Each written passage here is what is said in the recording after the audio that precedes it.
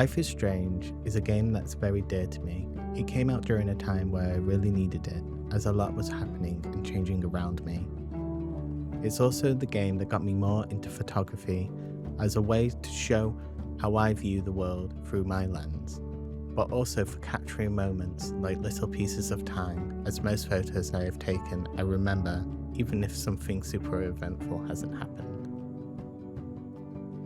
I've always liked cameras, but more so being the one taking the photo than being in it.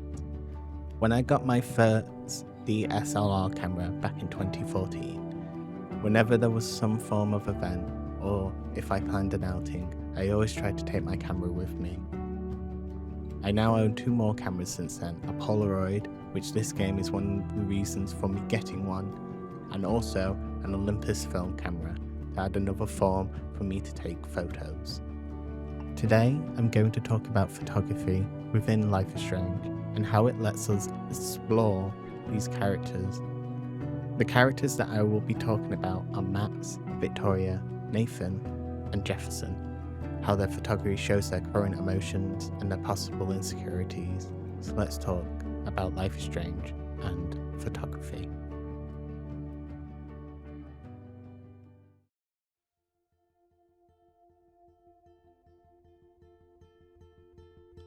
Let's first talk about Max.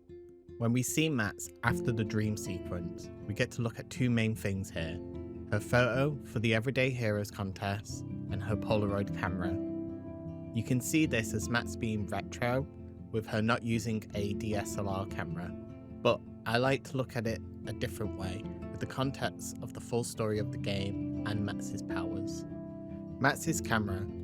I see it as Max clinging onto the past, as we know that she left Arcadia Bay after the death of Chloe's father, William, who also happened to take photos with a Polaroid camera, which Max loved when he used it.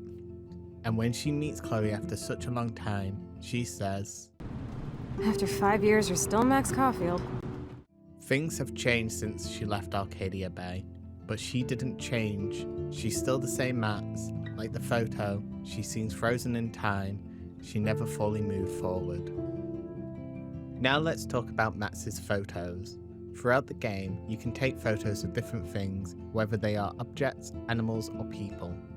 These are little pieces of moments throughout the game.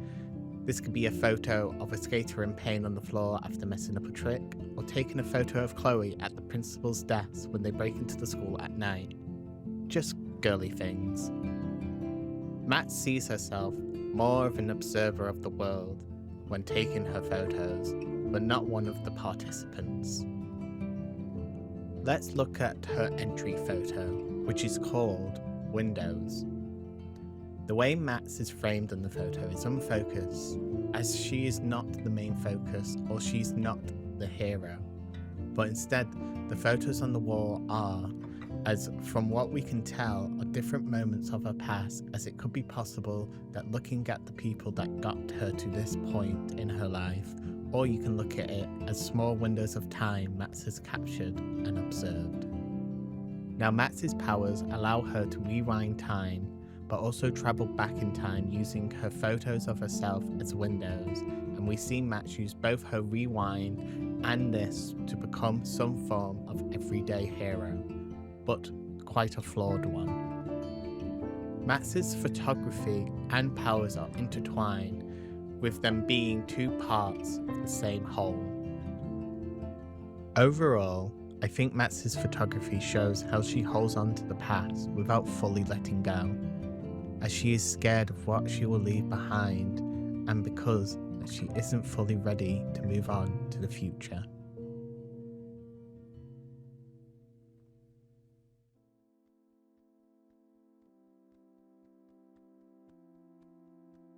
Now we don't really get to see many photos taken by Victoria in-game, but we can see a bit of how she views her own photography through dialogue and by snooping at her stuff.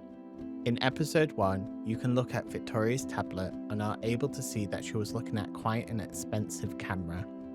Victoria thinks that all these high-end expensive gear will prove that she is an artist. Victoria is someone who comes across as quite materialistic when it comes to her photography, as she feels that she needs these things to be a good photographer. But she's insecure about her own work, and as Matt says at the later half of the game, she does have talent. When we enter Victoria's room for the first time, we can see that she has a small part of her wall with photos she has taken. While we can't see them in full detail, we can see that these look like selfies and moments of her and others partying. We can see that just like Matt's, Victoria is someone who also seems to take photos of moments. This shows on some level, Victoria and Matt's are similar to each other. Later on, when breaking into the school with Chloe, we can look at Victoria's photo for the Everyday Heroes contest. The photo she had chosen appears to be a doctor with his face in his hands. It looks like Victoria is trying to show the mental fatigue that doctors go through during their job. This can show how Victoria is a sensitive person, as it seems to show that she understands the burdens doctors carry. If we then look into Victoria's locker when in the pool area, we can see some selfies of herself. Victoria is having fun here, but you could also reference this back to how she picks on Matt's for her selfies. Most of the game, we know that Victoria does not like Matt's at all, but from these photos, it comes across more like she hates herself, as she sees part of herself in Matt's and tries hard to distance herself from Matt. She sees herself as this confident person, but yet she can't fully get Jefferson's attention. Victoria is Matt on a different path in life. She has talent, but she refuses to acknowledge it herself due to her insecurities.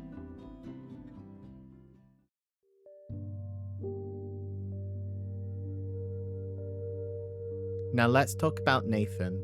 He's a complicated character as he has external pressure on him from both his father and Mr. Jefferson. In the same location as where you find Victoria's photo entry, you can find Nathan's entry, a black and white photo that shows a man in a graveyard at a grave with a shovel, possibly tending to it. This adds to Nathan's links to death, as this is a common theme around Nathan, but also how he possibly thinks about how he buried Rachel and how no one's tending to her grave. Now it isn't until episode 4 where we get to enter Nathan's room and look around. In Nathan's room we get to see 3 photos that he has taken. The first photo comes across more innocent, but the way the child is dressed and framed, it feels like Nathan is looking at his younger self and possibly sad due to him losing his innocence as he grew older, or more so due to the influence of his father and Mr. Jefferson on his life. The second photo is again in black and white and shows several dead birds. Again, this could be another form of portraying innocence, as birds are seen as quite beautiful animals and also have a femininity to them. The third photo, again in black and white, only shows up if you threw the bone into the road for Pompidou to get hurt. You can look at this as another form of innocence, where the dog was just chasing the treat and had no way of knowing of it being in any kind of danger. As we know that Nathan was trying to be Mr. Jefferson's prodigy as well as aiding him, you can see that he tries to portray the same feeling as the photos Jefferson has taken in the dark room, but by using different subjects in the photos. It also could be showing the declining mental state of Nathan. We could look at it like this. The first photo is something Nathan took before Rachel's death, which he was involved in, and then the next one of the birds is post Rachel's death, as Rachel always wore a blue feather earring. I also think that Nathan has a slight obsession with Rachel and is dealing with the fact that he is the cause of her death.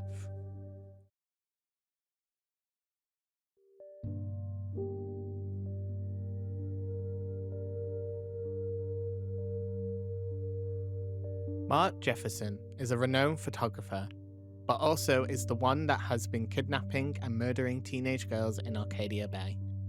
We get to see quite a bit of his photography in-game. We're mainly going to focus on his photos of women, as that is what connects him to his character motivations around innocence and corruption. Let's start at the front of Blackwell, where we have 4 photos we can look at. In the first photo, we have a woman who is sat in front of an industrial fan. You can see that her upper body is covered and her lower body is more exposed. To me, it seems like you're meant to be drawn to the woman's legs. In the second photo, we have a woman in a dress, stood with a graffiti wall behind her. In the photo, it seems that the chest area is more exposed this time round. The third photo is a woman sitting down, looking away from the camera, with someone putting their hand on her shoulder. This photo as a whole gives a very uneasy feeling to it. And the last photo is a woman that appears to be travelling as she is pulling a suitcase with her. She is facing more directly to the camera. This photo comes across as something that's a cover for a fashion magazine, which Jefferson has done in the past. All these photos seem to be older models, as they seem to have a mature look to them. As this is all the photos of Jefferson's previous work, as he is known for his black and white photography and tends to have women models pose in suggestive positions, as he doesn't want his photography to come across as innocent. This wasn't enough for Jefferson, and he wanted to take this concept further. Now let's look at Jefferson's more recent photos as he dives deeper into the concepts of innocence and corruption. In our first set with Kate, she looks terrified in the first photo, as you can see streaks of makeup down her face, and this can show how much power Jefferson has over her currently, as she can't even look up towards her assailant. In the next photo of Kate, Kate has very glossy eyes as she appears to be under the influence of the drugs at this moment. It looks like her cross necklace has been purposely pulled out, probably as a way for Jefferson to show the corruption he has caused. In the last photo of Kate, we can see that she is completely knocked out on the floor, and the room is made to look completely white. Jefferson probably wants her to look dead here, as a way to show the death of Kate's innocence. Kate is known to be a devoted Christian, which to Jefferson makes her the perfect person for him to corrupt for his art. It seems that he didn't put Kate in any sort of suggestive positions, as he wanted to show the corruption of a soul with Kate and wash away her purity. In our next set of photos, we have Rachel.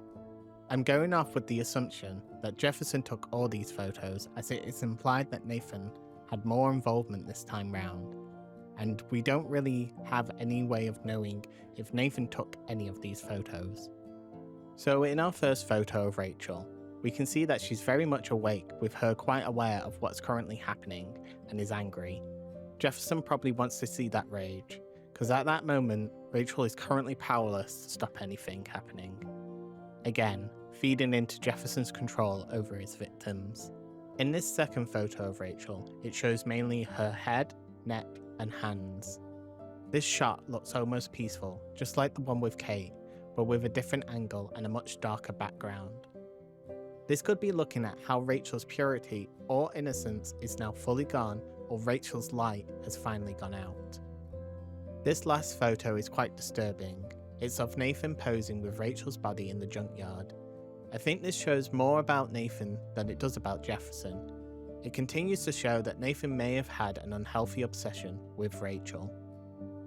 Jefferson has a more of a sadistic worldview, as he continues his obsession over being the one corrupting innocent youths in their late adolescence and turning these photos of these girls into his own twisted art show, showing, or almost gloating, he is the one that did it. He's the one that took away their innocence.